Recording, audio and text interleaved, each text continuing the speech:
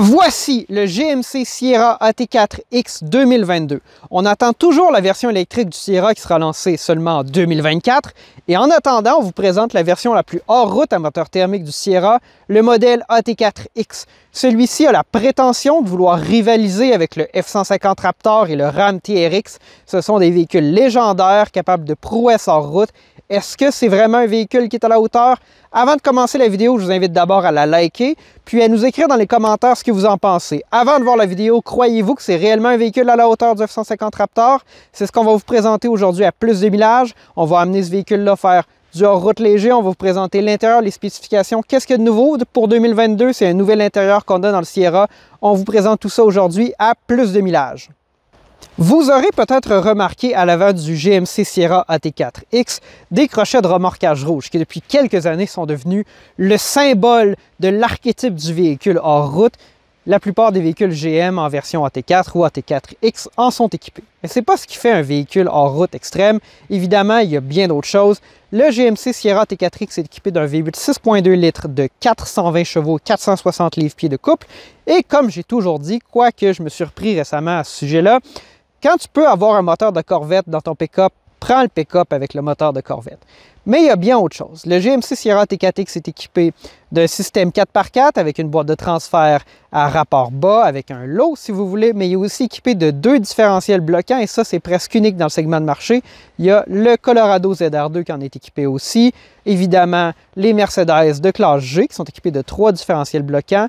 Il y a aussi le Ram 2500 en version Power Wagon, mais c'est presque unique dans le segment des camionnettes pleine grandeur, en fait, là, qui ne sont pas heavy duty. Ce qui est nouveau en 2022 dans le Sierra, c'est l'intérieur, en fait. On a un intérieur complètement redessiné, un système d'infodivertissement beaucoup plus moderne que les versions des années précédentes. En 2021, le Sierra avait un intérieur qui faisait plutôt vieillot, qui n'était pas à la hauteur de celui de ses compétiteurs, particulièrement du côté de Ram. Donc pour 2022, on a un intérieur très moderne, c'est ce qu'on va vous présenter. L'écran du système d'infodivertissement est beaucoup plus grand que dans les versions précédentes. On a un système qui est très près d'Android, qui est très pur. La navigation est excellente, comme dans la plupart des véhicules GM.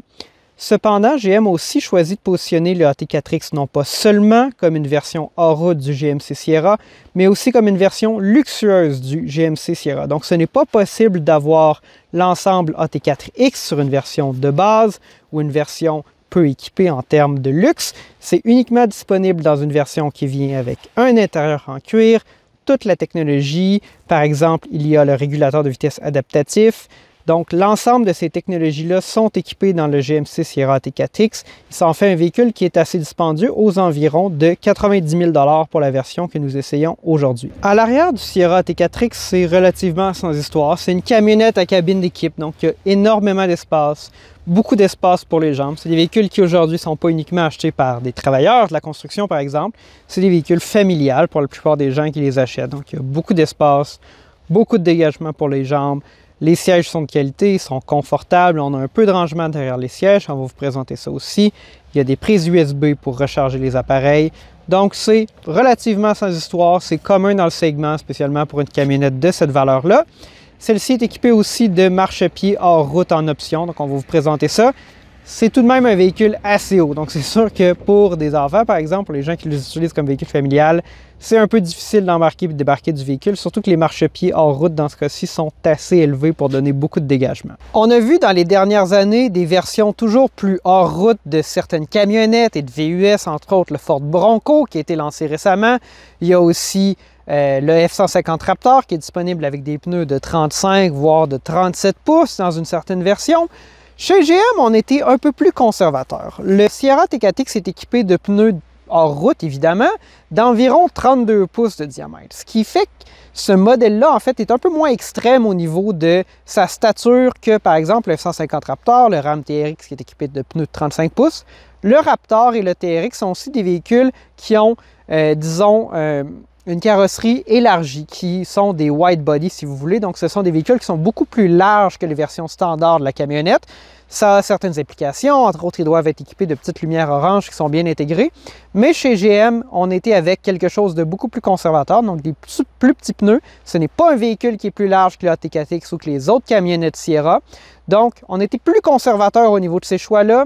Personnellement, je suis un peu déçu. Je crois que j'aurais voulu qu'on ait un peu plus loin, surtout dans un véhicule qui coûte près de 90 000 $.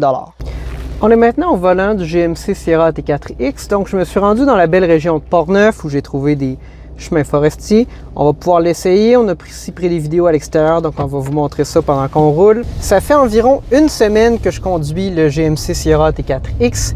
Évidemment, je me suis déplacé principalement en ville. Puis maintenant, je suis un peu plus en forêt, sur des chemins forestiers, où il devrait être plus à son aise.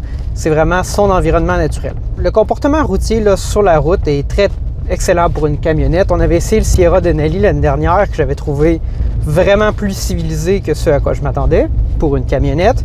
Puis on a quelque chose de similaire ici. La suspension est très différente. C'est une suspension avec des amortisseurs adaptatifs multi-SSV, bon, plein de trucs, en fait, qui sont hérités du Colorado ZR2 qui les avait depuis quelques années. Puis ce qu'on nous dit, c'est que la configuration qu'on a ici est très similaire à celle du Colorado. Donc j'imagine que la performance était bonne. Puis on les a intégrés à un véhicule beaucoup plus lourd qui est le Sierra. Ce que j'ai trouvé particulier de conduire le Sierra AT4X toute la semaine, c'est que, bon, j'avais beaucoup d'attentes en fait. C'est un véhicule qui m'intéressait beaucoup. Sur papier, je trouvais ça super intéressant. Mais je me suis pas senti spécial. En fait, peut-être que mes attentes étaient trop élevées, mais je m'attendais à ce que ce soit un véhicule spécial.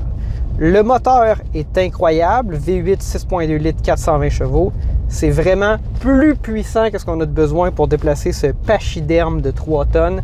C'est vraiment excellent. Mais sur la route en ville, ça reste une camionnette comme toutes les autres. Ça prend beaucoup d'espace. Les gens nous regardent pas tant que ça.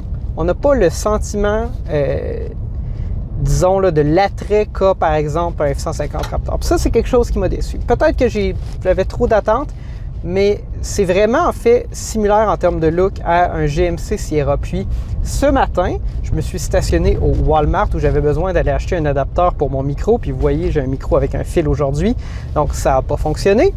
Mais je me suis stationné en fait tout juste à côté d'un Sierra AT4 2021. Ancienne génération et pas le modèle X. Donc pas la version la plus hors route et ils sont absolument identiques. Même moi, j'avais de la difficulté à trouver lequel je conduisais aujourd'hui entre les deux.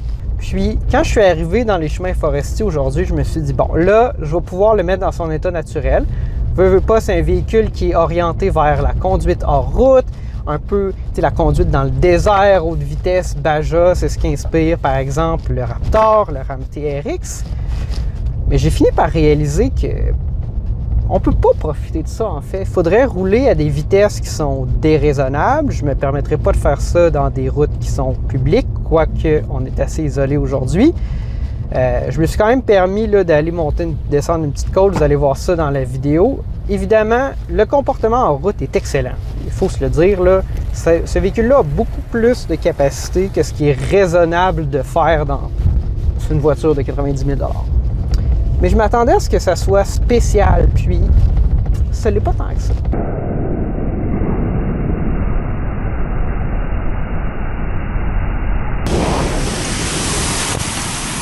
Les amortisseurs spéciaux qu'il y a dans le Sierra T4X sont là en fait pour nous permettre de rester en contrôle, même à haute vitesse, dans des conditions en route. Évidemment, je ne conduirais pas à plus de 100 km/h dans des chemins forestiers aujourd'hui, ça ne serait pas sécuritaire de le faire.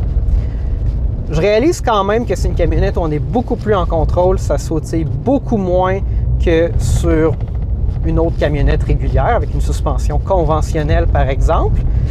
Mais je me demande si c'est quelque chose dont on profite vraiment. On est quand même en contrôle comme on le serait dans un VUS compact. Peut-être que c'est possible d'aller beaucoup plus loin, mais je pense qu'il faudrait vraiment conduire à la limite pour réaliser ou vivre ou comprendre la performance qui est amenée par cette suspension spéciale-là, qui est extrêmement dispendieuse en fait. Pour avoir un Sierra T4X, celui-ci est d'une valeur d'environ 89 000 $. Donc c'est un véhicule là, qui est très, très, très dispendieux. C'est ce qui conclut notre essai du GMC Sierra AT4X, la version la plus hors route du Sierra. J'ai tout de même apprécié mon essai cette semaine. Je suis mi-figue, mi-raisin un peu. Je m'attendais à me sentir spécial dans ce véhicule-là, les attentes que j'aurais eues pour un F-150 Raptor. Ça ne s'est pas manifesté, du moins pas en ville. On n'a pas le look du F-150 Raptor ou du Ram TRX. On a cependant les capacités hors route qui viennent avec la mention AT4X. Donc, c'est lorsqu'on anime le V8 de 6,2 litres qu'on a la capacité de sentir la performance de la suspension, de rester en contrôle à plus haute vitesse. C'est difficile de vous le présenter dans une vidéo, de vous le faire comprendre. J'aurais aimé que vous puissiez m'accompagner pour le ressentir, mais c'est quand même quelque chose de spécial. Donc, le AT4X ne s'adresse pas à celui qui veut faire tourner les têtes, peut-être une personne qui veut la performance hors route, qui veut les différentiels bloquants, qui veut être capable d'à haute vitesse ou à basse vitesse aller chercher plus que ce qu'une camionnette régulière va lui donner. Mais à un prix de 90 000 $, ça reste tout de même assez dispendieux. J'ai bien hâte d'avoir l'opportunité d'essayer une version électrique de cette camionnette. Le Sierra EV sera lancé en 2024. Donc d'ici quelques années, on aura l'opportunité de répéter l'expérience avec une voiture qui ne consomme pas une goutte d'essence. On se dit à la prochaine!